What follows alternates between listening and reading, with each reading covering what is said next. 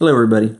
I wanted to do something. I wanted to see a little experiment using virtual 3D modeling software and using a 3D printer.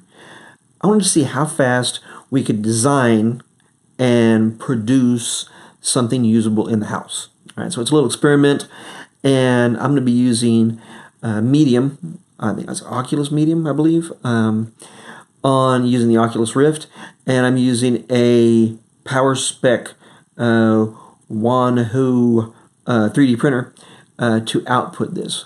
We're going to design a soap dish because soap dish should be easy, right? You know, not a big deal.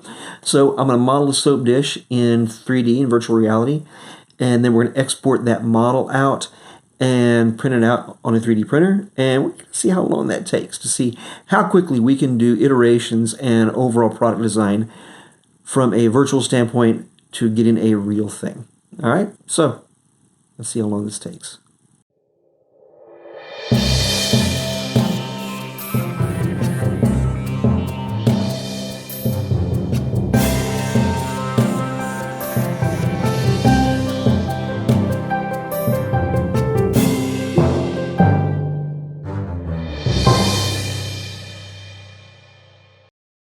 First thing I should mention is that I'm speeding this up so that it doesn't take you as long to watch it as it took me to create it. That being said, I'm going to do my best to keep up with the video. Modeling in virtual reality is a blast. I mean, you just basically wave your arms, pull a trigger, and stuff appears, as you can see. Going into this thing, I knew I wanted the soap dish to have two pieces. One piece where the soap would actually sit, and then another piece below that that would kind of catch all the gunk and goop and water and kind of the nasty soap stuff that happens after you use a soap. Two pieces will make it easy to remove and clean out the bottom soap dish without having to worry about getting down into nooks and crannies and stuff like that. So I decided to go with a coral-inspired design because it already has those holes and things that the water can easily flow through, and it's structurally sound with all the little connecting pieces. So before I get started, I want to set up some tool preferences. I'm locking down a plane so that when I create the soap dish, it is flat on a flat single plane. All right, now that I've got my plane locked down, I know that when I pull the trigger, as long as I don't let go, that everything I'm going to be laying out is going to be on the same level, on one flat plane, one flat surface. And that looks pretty good. So maybe one level of this coral isn't going to be enough. Maybe we can make it a little fancier by adding a second level stacked on top of the first level, sort of adding some complexity to the coral. So that's what I'm doing here. And after doing that, it was a kind of a mess. It didn't look that great. I like the single plane coral much better. It looked more like a mass of like spaghetti noodles, which wasn't very pretty or aesthetic. So we're trying this again, laying out a new piece of coral down there, and pretty good.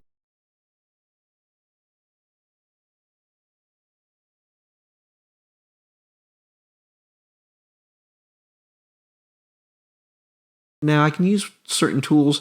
This tool is a move tool and allows me to grab the surface material there and move it around. This is a little bit of a spiral tool. I thought maybe I'd give it a little spin, and I liked a little bit of a spin to the whole, a little bit of a twist to the whole design, but too much, as you saw, made pieces tear away from each other, and it lost all its structural integrity. So went with a little bit of a twist.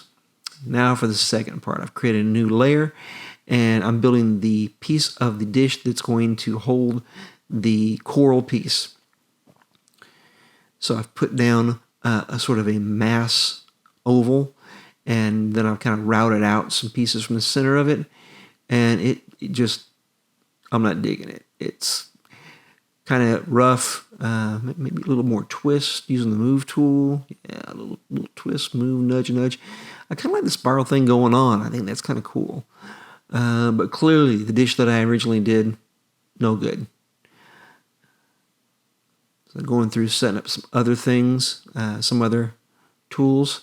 Maybe we just use a stand but flip it upside down, and maybe we can use that to hold our soap dish And if it has a chamber to catch the water and the gunk, maybe that'll work. It'll all flow down to that center portion. That's better. That's better. That's not as rough and kind of nasty as the original dish that I had. So let me put a hole in there for the liquid and the soap gunk to flow down to. It's looking pretty good. I mean, we have the legs on the stand, or what was a stand, are now flipped upside down, and they're now supports holding up the initial portion of the soap dish. That's looking pretty cool. Nicely designed bevels on the side. Yeah, this is working. I'm going to go in here and kind of nudge things around with the move tool to make sure that I don't have any of the top pieces of the dish intersecting with the bottom piece of the dish, because while I can do that in VR, that's not going to work so well when this thing gets to be output into plastic. So I gotta nudge things around, twist them a little bit. Of course, I'm thinking that hole in the center of that bottom dish is going to be a problem from catching liquid and soap standpoint. I mean, we're not going to want to have soap go all over the sink or wherever it is the dish has been placed. So we'll probably need something, some sort of a base underneath that to catch the soap and liquid. So after I've got the thing modeled, I'm going to lay down some base colors, and the colors are more representative. It means color 1, color 2. I'm not so much stuck on the colors. Since I don't have a big variety of PLA plastic to 3D print onto, the color is simply sort of like staying in place, because I'm going to have to paint this thing if I wanted it to be these colors. But go with a nice little, I guess, teal and sort of aqua color. Let's make the base a different color.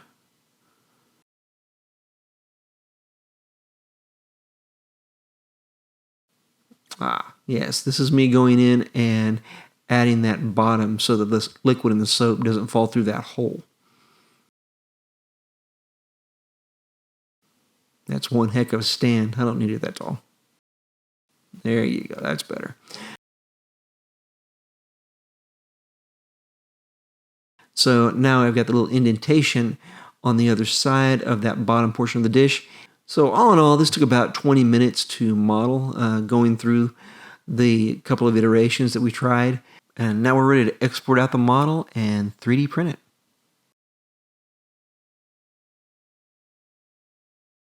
All right, so we took the two parts of the model that we created, the dish itself and the holder or the stand for the dish that collects all the soap and the gunk and stuff like that. We took those two 3D models and ran them through Cura, which prepares 3D models for 3D printing. And then we print it. Each part of the model, remember, two parts. Each part of the model took about 6 hours to print on the 3D printer. So that, I guess the good news is that wasn't a lot of my time, but it took about 12 hours total for the dish that holds the soap and the stand that supports the dish to 3D print. So that took a while. The good news is they turned out pretty well. This is them.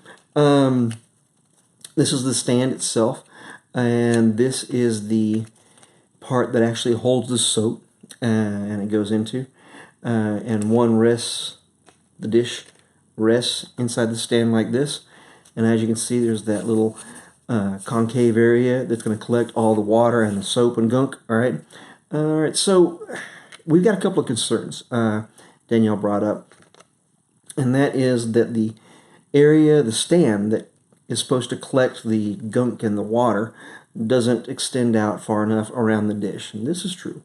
And so that's a concern. I was hoping that the curvature of the dish would cause the water to run down into the reservoir area and collect there. We haven't tested. I don't know. It might work, might not work. One thing's for sure, the dish printed right side up. So the top of it is pretty smooth. It's pretty good. The back of it, I don't know if you can see or not, but because it is curved and 3D objects are an additive this is an additive process. So it builds layer by layer from the top up to the from the bottom to the top. Basically, there had to be a lot of supports and a lot of extra pieces that broke off really easily because they're supposed to, but they left little rough patches on the bottom. So I'm going to have to sand this, especially if I'm counting on the curvature of the dish to attract the water to go down. I'm afraid if it hits any of these sort of thorn areas, that's going to really mess up my last hope that the water's going to run down, which may or may not work anyway. Anyway, but that's pretty much it. The soap goes on top now. The soap fits on here like this, which is not bad. It could probably be a little bit bigger, stand to be a little bigger, because the edges of the soap sort of hang off the edge of the dish. So maybe if the dish were about, I don't know, 10%, 15% larger, it might hold the soap better. We're also worried a little bit of sort of with the soap getting wet and the goop running down that the soap might stick to the dish, in which case when you pick up the soap dish, or when you pick up the soap, you end up getting the dish too. That's kind of a bad thing, because really this isn't very heavy. This is really light stuff. Maybe in redesigning the stand in iteration 2 and making it larger, we also find a way to better secure the dish to the stand in some way, shape, or form. Might be little teeth or little like jeweler's hooks that go underneath there. But yeah, that's pretty much it. 12 hours later, well, 12 hours and 20 minutes later. 20 minutes to design the 3D model itself in Oculus Medium. 6 hours to print out the dish, 6 hours to print out the stand, put it all together, 12 and a half hours, and we have ourselves a working prototype, iteration 1 for something that you can use in the house. And so yeah, 12 hours is a little longer than I'd hoped, to tell you the truth. 20 minutes is pretty good. I was happy with the modeling time, but the 3D printing time is going to be kind of slow. Anyway, that's it. Experiment wrapped up. We'll run it for we'll use it for a couple of weeks and see if we need to go back on iteration 2. Anyway, thanks for watching, and don't know what we're going to do next time.